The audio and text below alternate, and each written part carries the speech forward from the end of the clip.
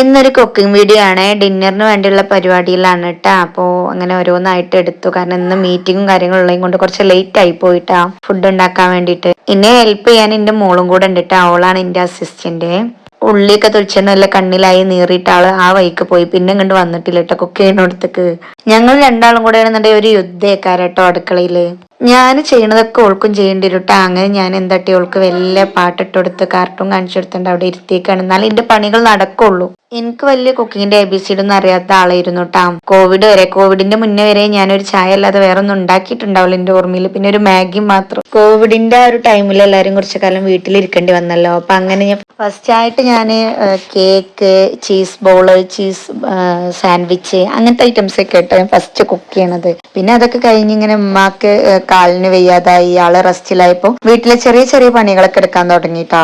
അങ്ങനെ ഞാൻ ഫസ്റ്റ് ആയിട്ട് അയലക്കറി, അങ്ങനത്തെ ചോറ്, തക്കാളി കൂട്ടാന് ഇതൊക്കെ വെച്ചുണ്ടാക്കാൻ തുടങ്ങി.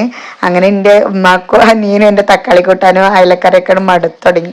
അങ്ങനെ ആള് റെസ്റ്റ് ഒക്കെ കഴിഞ്ഞ് എണീറ്റപ്പോ പിന്നെ ഞങ്ങൾ പയ്യപ്പുള്ളി നല്ല ടേസ്റ്റിൽ ഫുഡൊക്കെ കഴിക്കാൻ തുടങ്ങിയത് കേട്ടോ. സാഹചര്യത്തിന്റെ സമ്മർദ്ദം മൂലം വർക്ക് ചെയ്തുകൊണ്ടിരിക്കുന്ന ടൈമിൽ എനിക്ക് ഹോസ്റ്റലിലോട്ട് മാറേണ്ടി വന്നേ. അപ്പൊ ഞങ്ങൾക്ക് അവിടെ കുക്ക് ചെയ്യാനൊക്കെ ആളുണ്ടായിരുന്നു കേട്ടോ. ഒരു 2-3 months അൺഹൈജീനിക് ആയിട്ടുള്ള പെരുമാറ്റമൊക്കെ കണ്ടപ്പോൾ ഞങ്ങൾ കംപ്ലൈന്റ് കൊടുത്ത ആളങ്ങനെ പോയി. ഫുഡ് ഉണ്ടാക്കല് പിന്നെ ഞങ്ങളൊരു ഉത്തരവാദിത്തമായി മാറിയിട്ട് ഹോസ്റ്റലിലുള്ളവരുടെ. അങ്ങനെ ഓരോരുത്തർ ഷിഫ്റ്റ് തിരിച്ചൊക്കെ ഓരോരുത്തര് അങ്ങനെ കുക്ക് ചെയ്യാൻ തുടങ്ങി. അങ്ങനെയാണ് ഞാൻ പിന്നെ കുക്കിങ്ങിലോട്ട് ഇറങ്ങിയതും അത്യാവശ്യം കുക്ക് ചെയ്യാനൊക്കെ തുടങ്ങിയത് കേട്ടാ.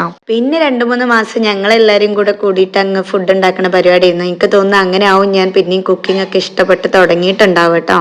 അങ്ങനെ അവിടുന്ന് 2-3 മാസം ഞങ്ങൾ ഇങ്ങനെ അഡ്ജസ്റ്റ് ചെയ്ത് പോണ ഇടയിൽ ഞങ്ങൾക്ക് നല്ല അടിപൊളി ഒരു വാർഡൻ വന്നേ. ആള് കുക്കിംഗ് ഒക്കെ ഏറ്റെടുത്തു. ആളുടെ ഫുഡൊക്കെ അടിപൊളി ടേസ്റ്റ് ആയിരുന്നു കേട്ടോ. എന്റെ ഉമ്മച്ചൊക്കെ ഉണ്ടാക്കണ അതേപോലെ ടേസ്റ്റിൽ പിന്നെ ഫുഡ് കഴിക്കാൻ തുടങ്ങിയിട്ട് അവിടുന്ന് 2-3-4 മാസം. അത് കഴിഞ്ഞ് പിന്നെ മാരേജ് കഴിഞ്ഞിട്ടാവും ഞാൻ പിന്നെ കുക്കിംഗ് ഒക്കെ ചെയ്യുന്നത്. എനിക്കാണെന്നുണ്ടെങ്കിൽ കുക്ക് ചെയ്യുന്ന ടൈമില് ഇങ്ങനെ ഒറ്റയ്ക്ക് ഇരുന്ന് കുക്ക് ചെയ്യുമ്പോഴാട്ടോ എനിക്കൊന്നും കൂടെ ഒരു കംഫർട്ട് ആയിട്ട് തോന്നിയിട്ടുള്ളത്.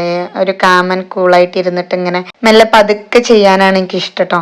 ഞാൻ ഒരുപാട് പേര് പെട്ടെന്ന് കുക്ക് ചെയ്ത് ഓരോ പരിപാടികളൊക്കെ തീർക്കുമ്പോൾ എനിക്ക് ഭയങ്കര അത്ഭുതമാണ്. കാരണം എനിക്ക് പൊതുവേ ഫുഡ് കഴിക്കാനാണെങ്കിലും ഉണ്ടാക്കാനാണെങ്കിലും എല്ലാം ഞാൻ പക്കാ സ്ലോവിൽ ചെയ്യുന്ന ഒരു വ്യക്തിയാണ്. ഇതൊക്കെ ടൈം എടുത്ത് ചെയ്യാനേ കഴിയുള്ളൂ. പിന്നെ പൊതുവേ കുക്കിങ്ങിൽ വലിയ എക്സ്പീരിയൻസ് ഒക്കെ ഇല്ലാത്തതുകൊണ്ടാവാം അങ്ങനെ കേട്ടോ. എനിക്ക് പൊതുവെ ഡിഫറെന്റ് മെനൂസ് ഒക്കെ ട്രൈ ചെയ്യാനും ഇഷ്ടമാണ്. അങ്ങനെ അതുപോലെ ഉണ്ടാക്കി നോക്കാനൊക്കെ ഇഷ്ടമാണ് കേട്ടോ. ഞാൻ അങ്ങനെയൊക്കെ ഉണ്ടാക്കി നോക്കാറുണ്ട് ഇടയ്ക്ക്. എവിടെയെങ്കിലും റെസിപ്പീസ് എന്തെങ്കിലും കണ്ടാല് അല്ലെങ്കിൽ എവിടെയും പോയി കഴിച്ചാൽ അതുപോലൊക്കെ ഒന്ന് ട്രൈ ചെയ്ത് നോക്കാനൊക്കെ ഇഷ്ടമാണ് കേട്ടോ.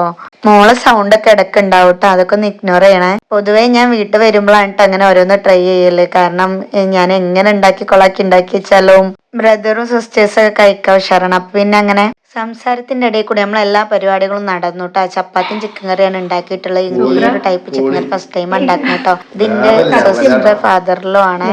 ആളെ അഭിപ്രായം പറഞ്ഞിട്ട് ഞാൻ പറയിപ്പിക്കണ തോന്നിയിട്ടൊന്നുമില്ലല്ലോ. അങ്ങനെ ഞാനും കഴിച്ചു കേട്ടോ. അടിപൊളി ടേസ്റ്റ് ഒക്കെ ഉണ്ടായിരുന്നു. നല്ല ടേസ്റ്റ് ഉണ്ടായിരുന്നു.